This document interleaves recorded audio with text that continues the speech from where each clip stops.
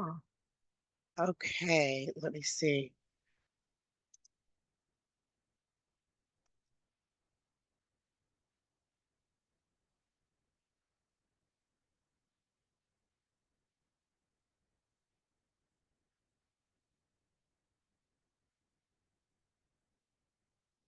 Can you do me a favor and try to get on?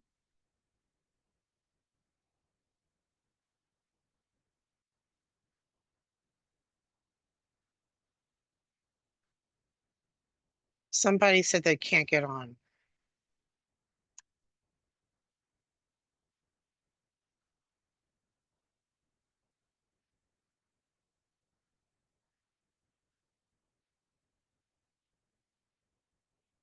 This is why we have to come on early.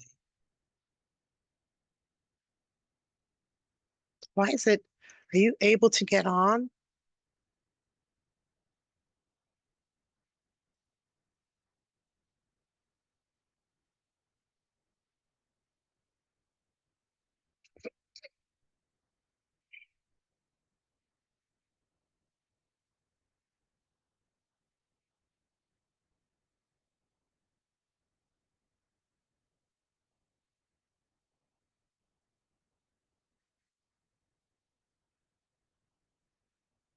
Are you on? Okay.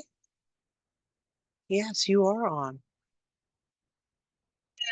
Hi, Linda. Yeah, I just have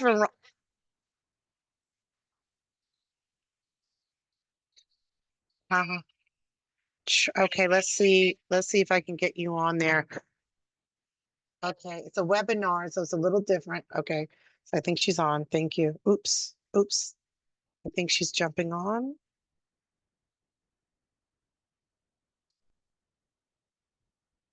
Don't see her yet.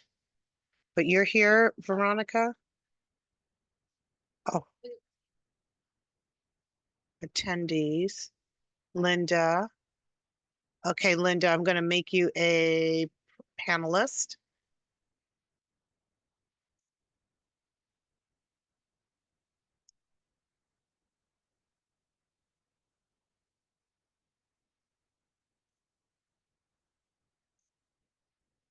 Linda, you should be a panelist now. Yeah, so you Okay.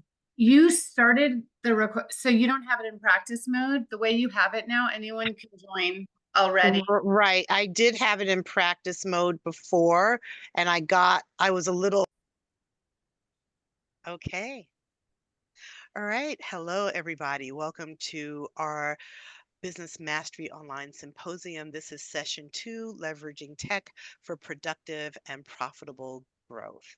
So today we're safeguarding your precious assets with financial and data security information, cybersecurity information. So first of all, I want to give you an overview of the Valley Economic Alliance. We were founded in 1995 in the wake of the Northridge earthquake, and we're a 501c3 with a private public collaborative made up of businesses, government, education, and community organizations. The Alliance, our mission is to engage and unite Valley stakeholders to raise standards of living and economic vitality in the 5 city regions, which is Burbank, Calabasas, Glendale, Los Angeles, and San Fernando, consisting of more than 160,000 businesses and over 2 million residents, covering more than 400 square miles. So we advance our mission through 5 initiative areas, which include economic development, education, and workforce development, livable and sustainable communities, marketing the Valley, and diversity, equity, and inclusion. So that's a little bit about the Valley Economic Alliance. And this is our business assistance program is also a no-cost program offered by the Alliance. It exists to help businesses strengthen their fundamentals through a network of pro bono reputable advisors. Free consultations help business owners identify opportunities, resolve problems, and make critical decisions that impact businesses in business planning, marketing, financial services, and specialty consulting. So thank you very much for being here. And I want to welcome also our facilitator for today. So our facilitator is Linda Rosenberg, and I'm going to give you some information about Linda. She's passionate about adding value. Linda is a senior client advisor for CMTC, providing strategic guidance and custom solutions to help small to medium sized California manufacturers improve productivity and profitability and secure a strong future. With 30 plus years of experience in marketing and business development, Linda has helped hundreds of manufacturers, world-class brands including Red Bull, Nestle, and ConAgra Foods, and entrepreneurs achieve exceptional business growth. Effectively navigate challenges, mitigate risk, train their workforce, and most of all, save money. Linda's volunteer efforts have generated over $650,000 in donations for cancer research and education.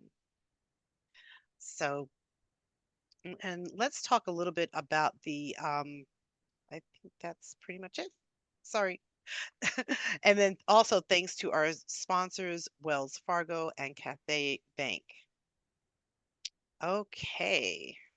So, Linda, welcome and let's take it away. Thank you so much to Sharon and the Valley Economic Allowance for the warm introduction and opportunity to help facilitate this webinar today, and welcome to our attendees. So just as Sharon mentioned, I'm Linda Rosenberg. I'm a senior client advisor for CMTC. We are a nonprofit consulting and training organization that's 100% focused on helping small to medium-sized California manufacturers improve performance, improve their productivity, profitability, security, and competitiveness, upskill their workforce, and save money. And we really help manufacturers, everything from aerospace and defense to food to apparel to injection molding and machine shops, anything across the board that falls into manufacturing in lots of ways.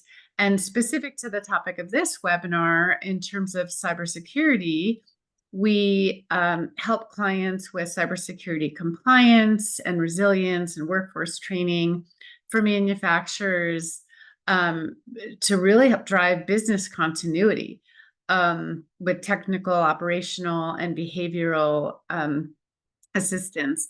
And our whole philosophy on cybersecurity is most critical path at least cost. We don't represent any hardware or software. We're totally agnostic, vendor agnostic. In any case, that's just a little bit about CMTC. And now I'm very happy to introduce Louie Sadd, and just some background information about Louie.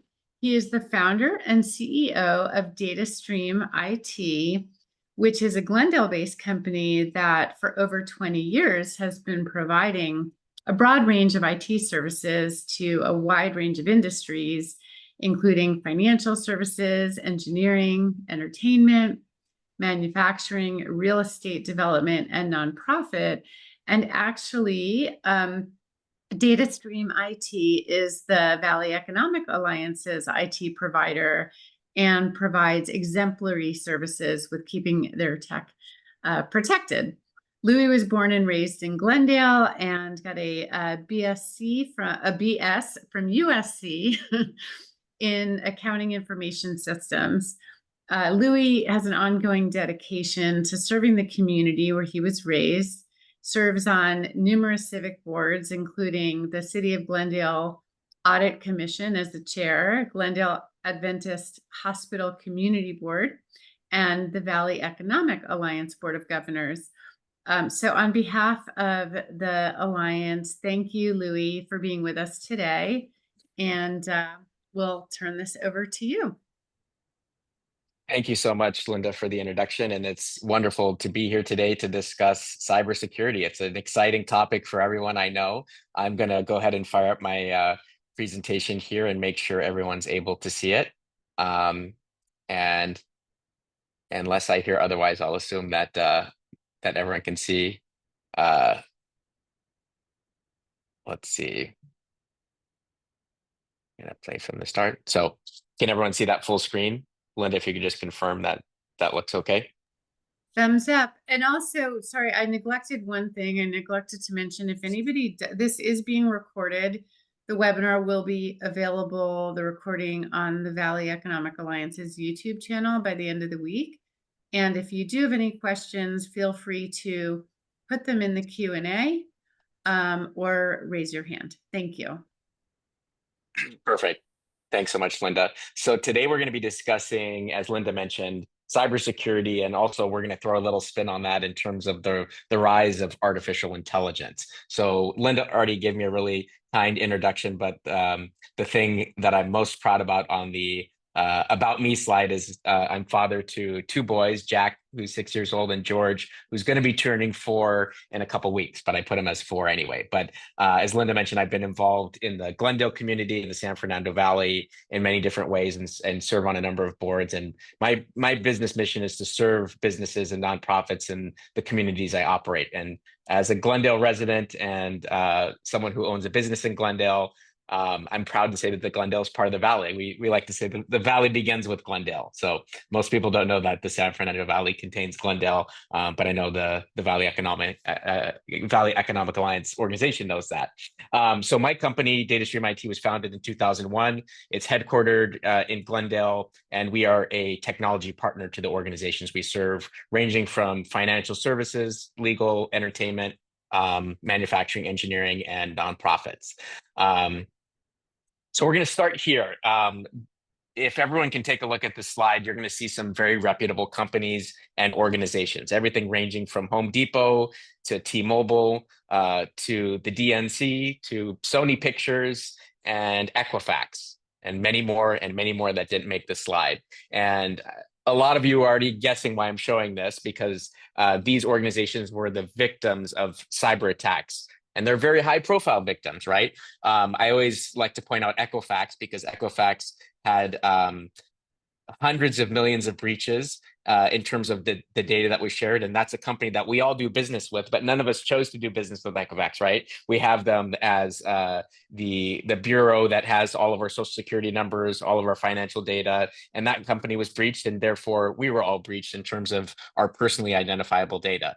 The reason I bring up these organizations is they are all organizations with millions of dollars, sometimes tens of millions and hundreds of millions, specifically dedicated to information technology security or cybersecurity. And despite their best efforts, they were breached by cyber attacks, right? And in some cases, our personal data was a victim as well. The point I'm bringing up is, if these high-profile organizations were breached, your small and medium-sized firm is an ideal target, because most small law firms, CPA firms, small businesses, small and medium-sized businesses don't have the resources that some of these larger organizations have. And so they're an ideal target, and they need to be vigilant when it comes to cybersecurity. So here's the situation when it comes to the small and medium-sized business situation. Hackers take over $6 trillion annually. And every time I do this presentation, I have to update this slide. When I first did the slide, it started with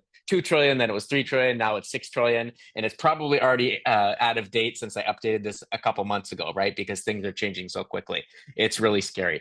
43% of cyber attacks target small and medium-sized businesses for obvious reasons, right? They're more vulnerable in many ways. 95% of cybersecurity breaches are due to human error. So one quick example of this is the Sony Pictures hack. I think everyone remembers Sony Pictures years ago was hacked, and all of the salary data for all of the actors and actresses got out, and it was a huge scandal. Well, Sony Pictures had millions of dollars dedicated specifically to cybersecurity training, awareness, systems, and measures in place, and they were still hacked, and this was due to human error. So the vast majority, almost 100%, not quite, but almost 100% of cybersecurity breaches are due to human error. And most companies take nearly 6 months to detect a data breach. And the reason for this is, if a hacker's in your system, they're not going to announce it. They're going to be in your system. They're going to coordinate. It's like someone being in your house and not making themselves aware to you because they want to be able to see every room and everything. Hackers have the ability to do that. They'd be in there longer if they weren't detected. In some cases, they are in there longer. So the scary reality is that your business might be the victim of a hacker right now, just coordinating and getting data and not making themselves aware. They're not going to ring a big red bell to let you know that they're there. More than 77% of small businesses believe their companies are safe from hackers. And that's a scary statistic because I think a lot of people, if it's out of sight, it's out of mind. 30% of cyber attacks hit small businesses with 250 or fewer employees. Does that sound familiar? I know a lot of the members of the Valley Economic Alliance, a lot of the small and medium-sized businesses that are affiliated, the Valley Economic Alliance themselves are under 250 employees. And so 30% of these attacks hit those types of organizations of that size. And cyber attacks affecting smaller firms don't make the news, usually because they won't issue a press release. So, if a law firm is unfortunately the victim of a cyber attack, let's just say like a 50-person law firm is the cyber attack victim of the month, they're not going to go call the Valley Business Journal and say, hey, can you guys do an article on us being hacked? Or they're not going to call the LA Times and say, can you do a little informational thing about how we were hacked and how our clients' data was out there and breached. They're very embarrassed of it. And if they're not Sony, if they're not Home Depot, if they're not T-Mobile, if they're not Equifax, it's really not going to make the news. So the point being, there are a lot of those cases that have been going around for years and are happening right now. Your CPA firm, your law firm, they may have been the victim of certain breaches. They're just not going to make the news aware of it. So the general public's not going to hear. So because of that, I think we all think we're a little safer, right? We're not hearing about it as much. So this is a quick story about the consequences of not paying attention. I'm going to send all these slides out for everyone to review later, but the long story short here is that this is a email phishing scam, and I think all of us have heard of email phishing scams where someone, they call it phishing because it's kind of like fishing, going out for fish to see who you can catch. It's one of these scams where an individual was communicating with someone over email and they thought it was one of these parties that was affiliated with the lawsuit. And it was actually not that opposing counsel that they thought they were communicating with. And then they ended up sending extremely sensitive data to that individual. The scary thing here is that even if your organization is safe, the other organization that you're dealing with, let's say the other law firm, you have no idea if they have a good IT department or if they have a good IT company or a partner in place. So they could be breached unbeknownst to them and unbeknownst to you. And because on the other end, they see that, let's just say I'm dealing with Stephanie on the other end and I'm going back and forth. Well, they could start to purport to be Stephanie because they've seen our conversations. They know I'm asking her for legal counsel on X, Y, and Z. They know who I am. They know who she is. And then they start crafting this message, Louie, we're continuing our conversation about the legal case. I'd like you to send some sensitive data from your company. Oh, sure, Stephanie, I'd be happy to do that, because they kind of have interjected themselves in that stream of emails. So this is a story that you can read about later, and you can Google countless stories similar to this, unfortunately, where someone falls victim to this. So cybersecurity awareness is something that is really important to small and medium-sized businesses, just the same as large enterprise businesses. When looking at this slide right here, you can see a lot of words that we think of when we think of cybersecurity, right? We see systems, we see computers, we see network software, critical patches, all these different things that we think of on a technical level. Well, the reality is when it comes to cybersecurity and preparedness for this, it's really a two-way street. On the right is IT, which can be an IT partner like my company, or it can be a IT department for larger companies where they have a competent IT department working on the technical side. And on the left, you see your team, right?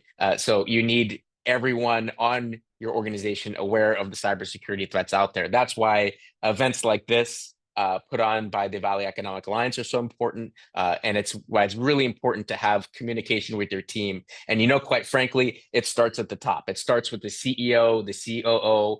It starts at that level for them to be aware of all these concerns and threats. And it needs to permeate throughout the organization when it comes to lunch meetings, lunch and learns, team meetings. When you have team meetings, it's nice to share stories about breaches that you've read about, just to keep everyone on guard, because as you read earlier, 95% of these hacks are due to human error in many cases, and it's a really scary statistic. So the human part on the left is just as important as the technical part on the right.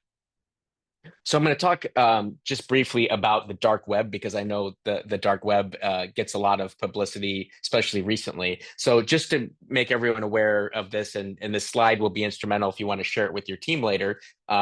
So everything above the surface there is what's called the surface web. So anything you can Google. So if you Google an organization, if you Google a city that you're going to go visit, everything that you get as a Google search result or as a Microsoft Bing search result, whatever it may be, that's what's called the surface web. So it's things that are publicly available and publicly presentable to be viewed by everyone. Everything under the surface there is what's called the deep web. Now, the deep web is not necessarily a bad thing, except when you get to the dark web portion at the bottom there. So the deep web is essentially any site that's not really publicly available. So, for example, the FBI website or certain university websites, right? Or certain intranets. They don't need to be accessed by the general public, so they're not publicly available. I have no business being on the FBI's internal database. It's available on the web in a certain very encrypted manner. So that's part of the deep web. It's nothing that can come up in a search result. But the dark web at the way bottom there is representative of the nefarious activities that take place on the deep web that you can't publicly search. So this is unfortunately tragic things like human trafficking, arms sales, drug sales, illegal activities, theft, and as it relates to everyone on this call, are personally identifiable information, or what's called PII. So my social security number, my date of birth as it relates to the address I reside at, my company that I'm employed by. So all of that is also available on the dark web in certain instances. If, let's say, for example, I I have an affiliation with Home Depot as a customer, which I do. I've bought things at Home Depot. If Home Depot is breached, which it was, whatever information I had on there potentially could have been breached, okay? Potentially. So maybe my credit card, maybe my address, anything I put in there in terms of notes, that may have been breached. So I need to be aware of that, because I'm dealing with hundreds of different companies, just like everyone else here. We have a Target.com account, we have an Amazon account. Some of us go to Coachella, right? So if you go to Coachella, Coachella was breached, and therefore any information you had there, like your credit card, is on there as well. These are just things that we need to wrap our mind around. It's not something we think about every day, but it's something we should think about quite often. So here's really the core of the presentation, and I want to talk very high level and very briefly, and then I'd be happy to speak later on. I'm going to provide my contact information if anyone would like to be in touch, but I'm going to speak very high level about some of these different types of attacks that people fall victim to. It's starting at the bottom there, mass internet attacks, then spear phishing, and then targeted espionage. So starting here at the bottom of the pyramid, so to speak, we call these mass internet attacks. And these are malware. So you can think of this kind of like mass marketing, like drink Coca-Cola. There's billboards everywhere with like the characters drinking Coca-Cola, cartoon characters, beautiful men and women drinking Coca-Cola. Okay, cool. If you want to drink Coca-Cola, you will. If you don't, you won't. But it's just basically this mass marketing that's out there, in the same way that these mass internet attacks take place with malware. So malware is something that is permeating the web as much as people try to stop it. So if you click a wrong link, if you're on a gambling website and it says, click here, you've won, $1,000 gift card to Amazon. And if you unfortunately click something like that and fall victim to it, it might install something on your computer in the form of viruses or ransomware, spyware, that type of thing. Basically something that would slow down your computer and inevitably steal your personal data. And in some really bad cases, they'd be able to take control of your computer if you click a few wrong things and you inadvertently give them permission to. So that's malware, and it's something that's out there, has been out there for decades, quite frankly, in the sense of those links that you click that you shouldn't, or those, sometimes emails that you get that are just part of a general email that you click, or in some cases, they can be on USB thumb drives, right? So sometimes at business conferences, there will be nefarious characters passing out USB thumb drives. And it's happened at IT conferences, people handing out like Intel or IBM branded USB drives that someone plugs in their computer, and then there's malware on there. So you really want to be careful. As a side note, with USB drives, we recommend you don't use them anymore because so much can be transferred via the cloud. The next one here, and again, we're going to keep this high level, but just kind of as an informational part. The next one here is called spear phishing. We've heard of spear phishing attacks as they pertain to email attacks, and again, it's called phishing because it's kind of like a fisher person, throwing the line out and seeing who they're going to catch. By having that line out, some people will be vulnerable to that. And here's how you can prevent yourself from being vulnerable to these spear phishing attacks. So we want to look at a few things on the email here, and I'm going to read some of these things out just from a high level so you can see. So you want to see the date and time over here on the right. You want to make sure that makes sense. If you're receiving something at 4 a.m, that may not make sense if it's coming from your lawyer. Maybe your lawyer does work at 4 a.m, but if you're receiving something at odd hours, that should just give you a little bit of a pause. The subject of the email. Is it relevant? Does it match with the message and the content that you've been talking about? Attachments. Attachments are something that you should always be very concerned about, even from people that you think you know, because a lot of times now attachments are the vehicle that hackers will use to get into your system. So even if you're expecting an attachment, be very careful. If something seems out of place, speak to your IT department or speak to your IT partner, like a company like mine, before you click it, just because you want to be very careful. Again, in that law firm example, there can be an instance where you think it's someone and it's not really. The content of the email, you want to check for grammar. You want to check for links. That's huge. One trick is to hover over the link with your mouse just to see that if it says, for example, Amazon.com, if you want to hover over that link, you'll see what the real link is. And if that real link is not Amazon.com, if it's some rubbish, a lot of characters, then it's a red flag. You do not want to open that email. So the main point here is you just want to look for the red flags. You want to be very vigilant about things that seem out of place because, more often than not, even with the best spam filters in place, you're going to get an email that slips through, and you want to be vigilant, and you want to, more importantly, make sure that your entire team is vigilant to these types of things. And finally here, my favorite, it's called targeted espionage. We like a really fancy name for that. This is essentially social engineering. And you can see there those two little fishies smiling at each other. In reality, the one on the right is really a dangerous shark.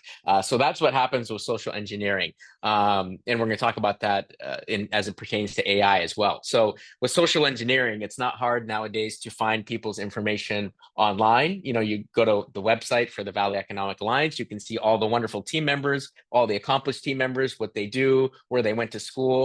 You can go to their LinkedIn and see who they're connected with, what trips they went on for business. So we really put all of our personal information out there in terms of the story about us. So it's not hard to kind of craft the story about someone. And that's really the scary part, right? To be able to reach out to me or reach out to someone from a law firm or a CPA firm and purport to be someone else. And we're going to talk about that right at the end here as it pertains to artificial intelligence and ChatGPT and so forth. But this is really the scary one, because if someone dedicates a little bit of time to that, it can be just catastrophic to an organization.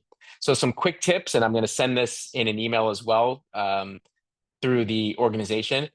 Two-factor authentication, something you have, something you know, you want to have that 2FA. Those are different methods for 2FA. You want to have a password manager so that you have a unique password for everything. You want to have team training, as we talked about, get everyone on board. Be observant of everything, the IT stuff and the people stuff. You want to be very careful when it comes to that. Think ahead with passwords for all devices, and avoid forwarding emails with sensitive content, and err on the side of caution. Always err on the side of caution. If that's all you get from this, is just take a pause. Think like a cyber criminal, even though it's difficult for many of us to do that because we're not, but that's the point. Err on the side of caution. And now as I close up here, I'm just going to do a quick demonstration with ChatGPT as it pertains to that targeted espionage that I mentioned here. So I opened up ChatGPT here, and can everyone see that? Linda, if you don't mind, just confirm that you could see that part of the screen as well. Sorry, yes. Okay. Well, I see the ChatGPT. Yep. Okay, so perfect. So everyone can see this ChatGPT. So here's how I'm going to wrap up. And I just did this before I started, but I said, tell me about Louie Sadd. And then it tells about Louie Sadd based on things that are available on the web, right? So this is not difficult to find. It says Louie has a business. He has 2 young boys, Jack and George. It's actually really scary that it knows that. It knows what I'm passionate about: golfing, traveling. So he dedicates himself to travel and nonprofit work. That's actually very scary. I wasn't expecting it to be that accurate based on, maybe articles that I've participated in or things on the web about me, right? So that is interesting. And I guess I'm the only Louie Sadd in the world, because it didn't say there's multiple. So so now I could say, for example, write an email to Louie Sadd because I went to college with him, mention we were good friends and he should set up lunch with me, keep it casual and light. So I'm going to make a fake thing here, like pretending I know Louie, and say, let's see how it does it. Long time no see. Let's catch up. Hope you're doing well. It's been a while since your college days, but I've been talking blah blah blah. How about lunch sometime? So, but then I can also say, make it more personal and reference um, that we went to USC, because I saw that on his LinkedIn. Mention his interests, and I can make it more. I can just, with a silly little sentence, I can make it more personal. So it redoes that, and it feels like a lifetime. Oh, I already want to have lunch with this Louie guy. It feels like a lifetime since our USC days. I've been reminiscing. You're doing great stuff at Datastream. Seriously impressive stuff. We should grab lunch. Blah blah blah. Travel, business, chat. Let's do a round of golf if you're up for it. And this is all based on things that are available online. So just with a few sentences, you saw, what did I write? 3 or 4 sentences there. You're able to craft this message that's totally fake and really good grammar, right? We always used to joke if some of these hackers could figure out the grammar side of things to make it, believable. Well, ChatGPT, unfortunately, in addition to all the wonderful things it does, has helped us become better hackers too. So I'm going to leave it at that. And I want to thank the Valley Economic Alliance for inviting me to speak today. And I hope that scares everyone at the end there. And again, if you bring anything back from this presentation, it's err on the side of caution and engage your entire team when it comes to cybersecurity. Thank you so much, Louie, for a great, and yes, as Richard mentioned in the chat, horrifying presentation, and really powerful example of just how much that it's not only the IT side, the technical side, but the human behavioral side that is as important in maintaining the security of your organization's data. So thank you. That was great. Thanks for So having me. absolutely. So we have time for questions. If anybody does have questions, feel free to either raise your hand. There's, if you scroll your mouse down in the Zoom control panel, there's an option to raise your hand, and you can deliver your question, or you can put it in the chat, in the Q&A or the chat. And actually, I have a question for you, Louie, which is, what is the #1 tech tool you recommend for small business cybersecurity, and or the #1 kind of caution? So any kind of, the top tip, tip, which I'm sure barely meets the surface, but of advice for small business owners of small. Sure. Yeah. So I'll tell you the #1 tool that we use, and I can send information on this later on if anyone would like. But it's a system called Huntress, and it's similar to an antivirus, but it's called Huntress. We use it at the Valley Economic Alliance offices. It kind of runs in the background, and it's what's called a MDR, or Managed Detection and Response. So it's basically like an antivirus on steroids, and it'll pick up things an antivirus won't. Like if someone's moving a file at 3 a.m, it'll be like, whoa, whoa, whoa, that doesn't make sense. Why is someone moving files at 3 a.m? That's really weird. It'll alert the IT department or the IT partner. So Huntress, or really any MDR, but Huntress is one of the best. So Managed Detection and Response.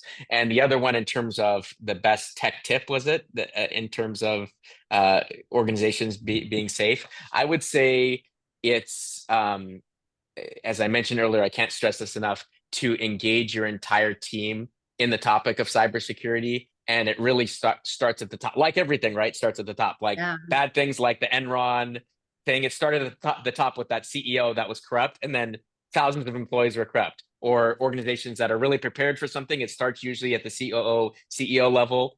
Same thing with cybersecurity. It can't just be something that a CEO says, "Oh, okay, guys, we're going to pay for a company to do this." Moving on, they're handling it, because that's really the wrong Yeah. attitude when it comes to cybersecurity. So I hope Yeah, everyone takes that away. Yeah. absolutely. Thank you. And I know that things have gotten more sophisticated, much more sophisticated and tricky over time. I know even within CMTC, um, we've gotten emails, from our CEO asking to do a quick favor. I need you to, purchase gift cards for Yeah, XYZ client. And it's like your CEO is never going to be sending you a message to purchase gift cards. Yeah, exactly. and it's as important in your professional life as your personal life. These things can easily happen in both arenas. um, I don't see any questions. I did put the Huntress link in the chat. I'm also going to put a Sure. couple of other links in the chat. And Louie, if you want to share your contact information in the chat, feel free to do so. um, Sure. I'll do that right now. and Oops. so I'm putting in, um, as Sharon mentioned earlier, in the beginning, the Business Assistance Program is no cost, and you can enroll in it with the top link I just posted in the chat, and then you can visit the Alliance's website to find out about upcoming events from the Alliance. Louie just posted his information. And then I'll do one more thing. If you or any manufacturers that you know are interested in connecting with CMTC for potential assistance, some of them, well, feel free to copy the information I just put in the chat. Actually, let me do this separately. And you can reach out to myself or my colleague, Kathy McIntyre, who's on the board of the Valley Economic Alliance as well. And feel free to get more information at cmtc.com. So would really like to thank the Valley Economic Alliance for putting this on. Thank you for having me. Thank you to Louie and to our sponsors. And Sharon, is there anything else you'd like to share before we wrap this up? I think that is it. We will put this up on the website within the next couple of days, and we'll send something out to everybody, so that everybody has everything. And Louis, like you mentioned, if you have any handouts, they'll be included as well. But you'll have this amazing presentation. Thank you so much. This was Yeah. there was so much clarity around it, and we send letters to DataStream all the time that are just really suspect. We've been getting quite a Right. few, just same as you, Linda. So yeah, and it's really interesting how ChatGPT creates these letters that are so personalized in the tone sometimes of the sender, who you may know. You may go, well, that sounds like them, even.